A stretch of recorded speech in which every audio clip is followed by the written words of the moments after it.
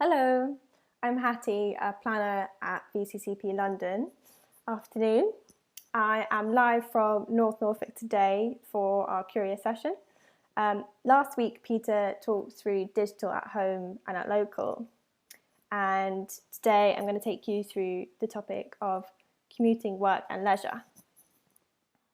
Of course, I've got to start with the dramatic statistics.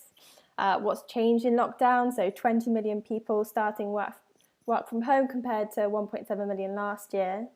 1 in 5 Britons experiencing localised lockdowns, and 1 in 3 of us who are working from home looking to move somewhere else to live. But as the wise Charles Vallance has said, let's not panic. Let's not obsess about what's going to change. Let's think about the big ideas that remain stable here. And for BCCP, compass planning focuses on that, on what's true, whatever the conditions. And our most fundamental human needs can anchor our attempts to make a sense of this changing world. Especially today, I'm going to focus on the most essential of those human needs. So physical health, mental health, safety, security, community, and companionship. And so what I want you to take away from today is how brands can play a meaningful, relevant role in our lives, given the new unfamiliar terrain we found ourselves in, and in work, commuting and leisure. But first of all, green space. So I'm revealing my inner country bumpkin here, kicking things off with a slide on Gardener's World. Pretty cool. But myself and the rest of the nation really loved tuning into Gardener's World over lockdown. The show had its highest figures in a decade, and I found some COVID gardening memes too. In World War I and II, governments encouraged people to plant victory gardens, not only to supplement fruit and veg, but also to boost morale. And yeah, people are seeing it as a really satisfying, grounding escape from our current chaos. And it's not just pensioners, it's young people too. And there's 100,000 people in the UK on a waiting list for allotment plots. Inside homes, there's a growing houseplant obsession. Alice Vincent, journalist and urban gardening icon, suggests that the millennial pot plant obsession is because we're in unreliable rented accommodation, craving roots, and craving a tangible way to connect with nature. You could also say that people are upping their Zoom backgrounds, but either way, there's a 400% increase in sales of plant-related accessories. It's a well-known fact that greener environments are associated with better health and well-being, but in lockdown, we really realised the importance of green space as we crowded in our local parks. But COVID has also emphasised the unequal access to these spaces, as people have been required to keep in their local area. BBC's Countryfile reported that ethnic minorities feel unwelcome in the countryside. Flock Together is a birdwatching collective set up to tackle the underrepresentation of Black, Brown and people of colour through birding. Yep, it's millennial birdwatching. It's a new hobby and a supportive London community outlet. And on that point about community, even if there's no local green space nearby, why not bring the parks to neighbourhood streets? The pandemic has revealed that parks alone are not enough to accommodate city residents, and low traffic neighbourhoods like mini Holland deliver genuine benefits to the local residents. People can play in the streets with their children, neighbours catch up, air pollution is lower and road safety improves. And this is good for high street retail too, because when there's more of a community feel in an area, it's easier to get around, more people visit and there's better retail footfall. Brands can help create community space too. So this year, Coca-Cola partnered with the charity Street Games to help fund community pitch access. Or brands can help to nudge new behaviours. You can see how Purcell's Dirt is good platform really cuts through when you're encouraging family trips to nearby parks. And brands can also use out of home to engage with our revived interest in greenery. O2's living billboard in Shoreditch is made from hundreds of pistachio stems, and passers-by could tear off the seeded paper and then grow their own plants at home. And it was a good way of reminding people of the varied benefits of O2 priority at the same time. And living walls, they work nicely for longer term installations. Something like this Yo Valley installation you'd want for 6 months or so, a bit longer. And in general, urban greening, like these living walls and green roofs, they help with urban environments because of biodiversity, noise reduction, and the beautification of the urban space. Don't assume, though, that this can actually help tackle air pollution in this instance. It's actually too insignificant.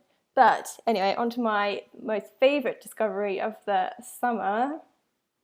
Roller skating has taken over my Instagram feed, and skaters like Umi Janta have really become viral celebrities. There's just something so relaxing and mesmerising about it, and I think great for social work and collaborations. And of course, you need the right kind of space to skate. Recently, architecture historian Ian Borden said that skate parks like this one in Crystal Palace are not just sports facilities, but vital community spaces that unite people of all ages and backgrounds. And there's a real benefit to brands showing up in spaces like this because they have such impressive football and broad demographics as well.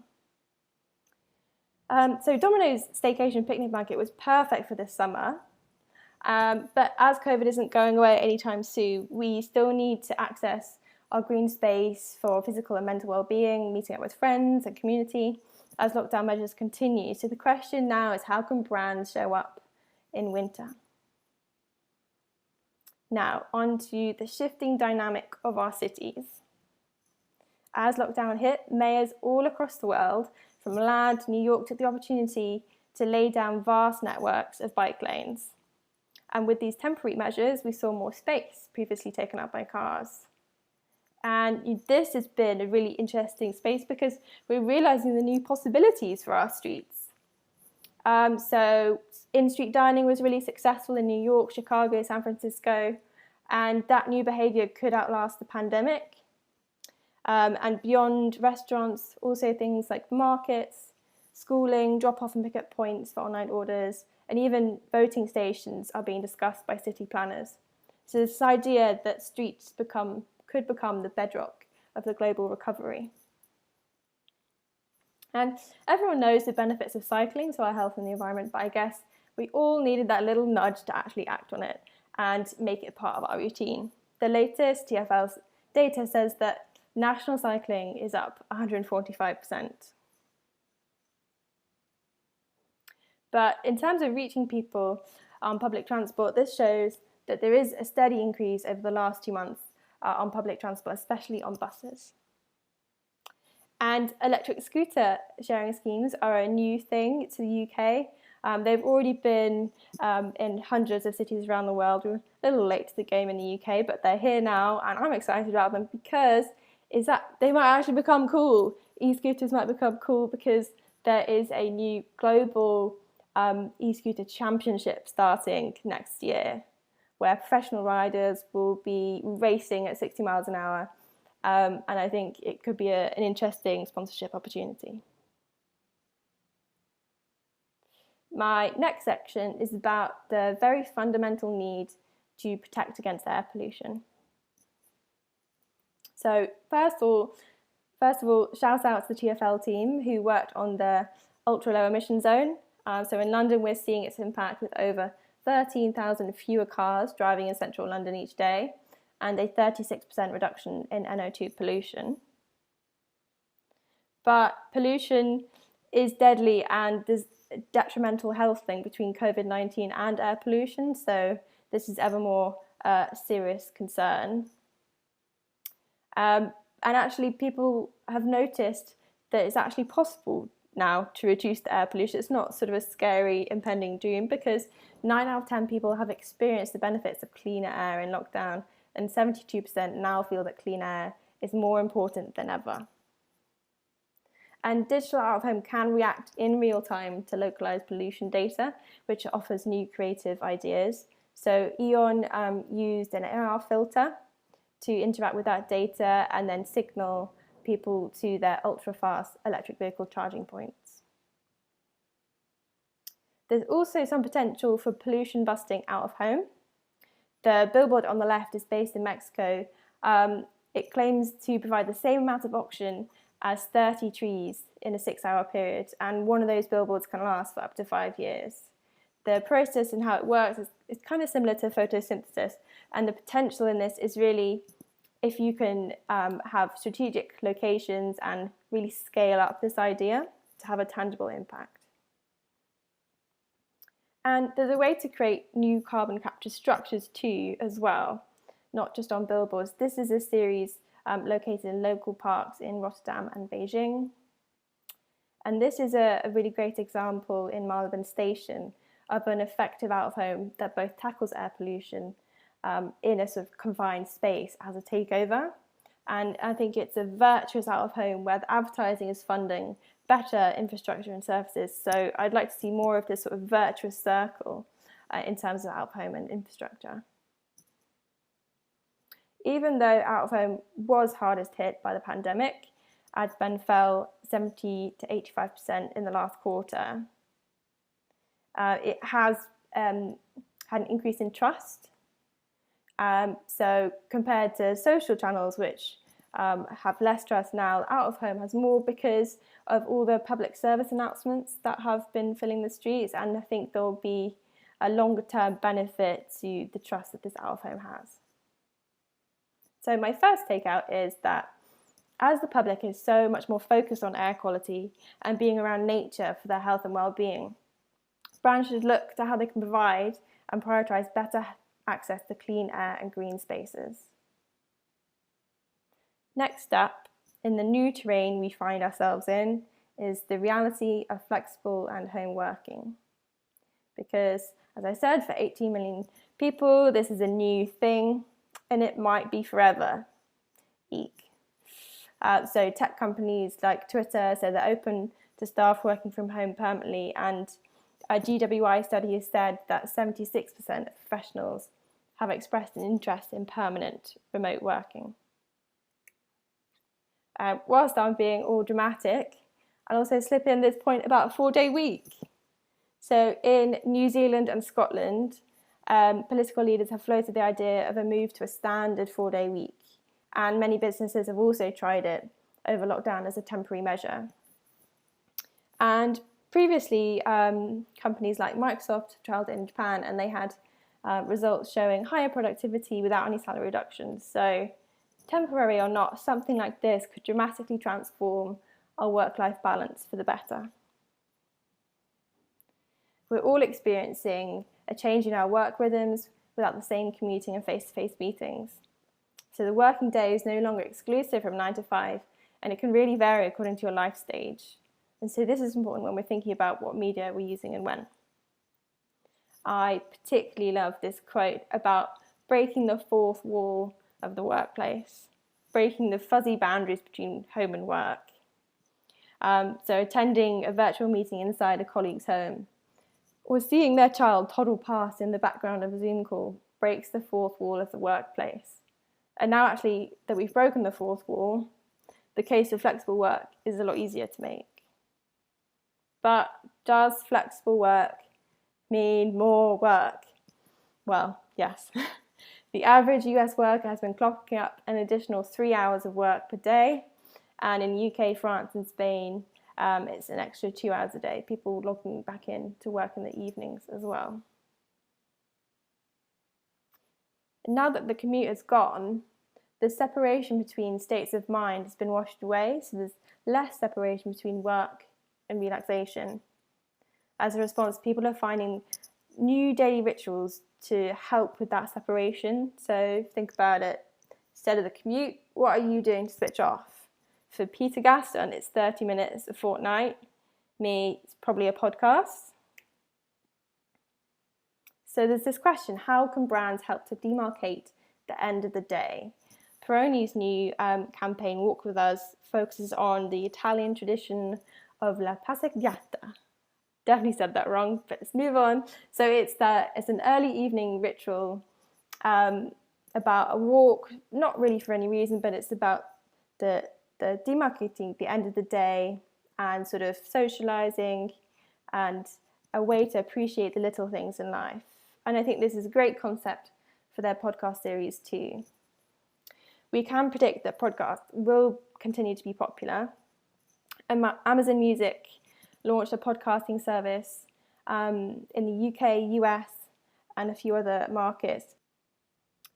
But as the transition to remote working has been so sudden, there are a lot of new pain points to address, not just unplugging from work, but also things like loneliness, focus, motivation, and inequalities are being exacerbated. So less than 1 in 10 of the bottom half of earners say that they can work from home.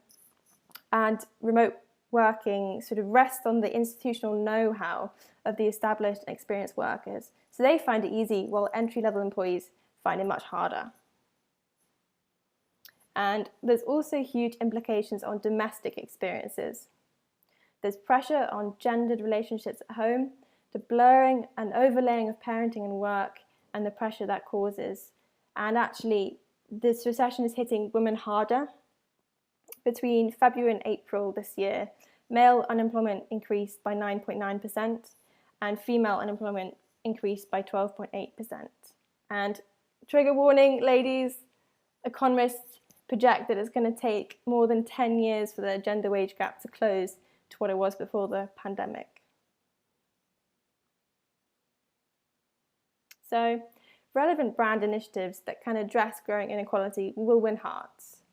Earlier this year, Heinz first pledged their support to Magic Breakfast by providing 12 million free breakfasts to school children at risk of going hungry as a result of the pandemic.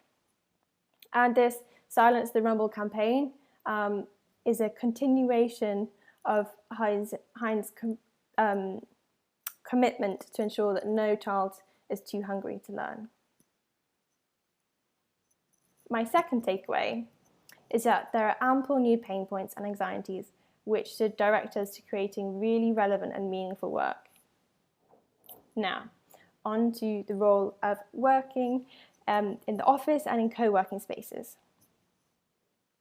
So out of all of the chatter and speculation about the new role of the office, I think this quote is particularly realistic. We're changing why we need an office. It's the social interaction that doesn't need to happen 5 days a week, but it still needs to happen. Offices can prevent loneliness, and they have the serendipity that creativity requires. And so the office should be a place of gathering. And for the days spent remote working, it's likely that there'll be an opening up in smaller towns and hot desking spaces, something that really stands to benefit local economies. And there's probably going to be repurposing of old buildings, whether it's pubs as co-working spaces in the day and other solutions. And on the topic of migrating from cities, I really wanted to put in a slide on cottagecore because there's this rekindled romance about countryside living. I don't know if anyone else follows the cottagecore hashtag. And this is a bit of a personal one for me. I served in my notice on my London flat this week, and I know I'm not the only one to be thinking about moving. A third of those who are working from home say the pandemic has caused them to reconsider where they live and consider moving to a different area. And the fastest growing places for people commuting to London are really far away: Peterborough, York, Somerset. People are living further away to get affordable land and more space, and that trend's going to be accelerated. And so with the movement away from city centres, temporary or not, and substantially lower footfall, we need to make our out-of-home work harder. Waze is helping to improve efficiencies by working with digital out-of-home and radio broadcasters to synchronise their media, so that ads that you hear on the radio you can see whilst you're driving too. And on to the increasing demand for local facilities. It's positive to see that visits to restaurants, pubs and cafes have been increasing consistently over the last few months. And it's also interesting to see how COVID has strengthened the case for making neighbourhoods self-sufficient. So Milan plans to guarantee essential services within walking distance for all residents. Paris is embracing this 15-minute city concept. They're going to suggest using nightclubs as gyms during the day, turning schools into parks and play spaces on the weekends. And the idea is that everything you need is a 15-20-minute walk or bike ride away. And so why it matters, so clustering of food outlets, doctors, offices, schools, pharmacies, banks, it's all in the close proximity to the locals, and so footfall patterns will really change. This idea of self-sufficiency is also seeping into architecture trends. So architects are designing self-contained community skyscrapers that will provide an example of living in the post-COVID era. So this example has planning for school, sports and hospital facilities, a vertical urban farm to grow food in. Urban farming is, I think, a trend to watch. And this idea of a self-sufficient skyscraper would also have a perfect microclimate that filters the air, absorbs carbon dioxide, removes humidity, and blocks the noise from the city as well. So there's definitely a need to empathise and to create UX solutions that help your brand operate at a local level. Thanks to Google's tools, everyone is using nearby filters, local options, curbside pickup and things like that. And in the US and Canada, you can also book local appointments too, just via Google. But also think about making changes to your own apps and websites. For example, Uber Eats and Deliveroo's new local map option for pickups. And you've also got to think about optimizing for local delivery. But bringing it back down to now and the government announcement that we had this week, new measures across Northern England mean that more than 13 million are in areas with localised COVID restrictions, and that's 20% of the population in total. So shopping and socialising more locally is likely to continue. So third and final takeaway is that with the migration from cities, we're seeing looming fears of localised lockdowns, and there's an opportunity to enable self-sufficiency and community to really appear more locally in consumers' lives. And that is it from me. Thank you everyone for watching, and also thank you to Jake in VCCP Media for helping me with some of these slides. He's always a great person to talk to. And thanks Peter Gaston, as always, for organising this series. It has been a pleasure to work with you. And please email me any questions you have.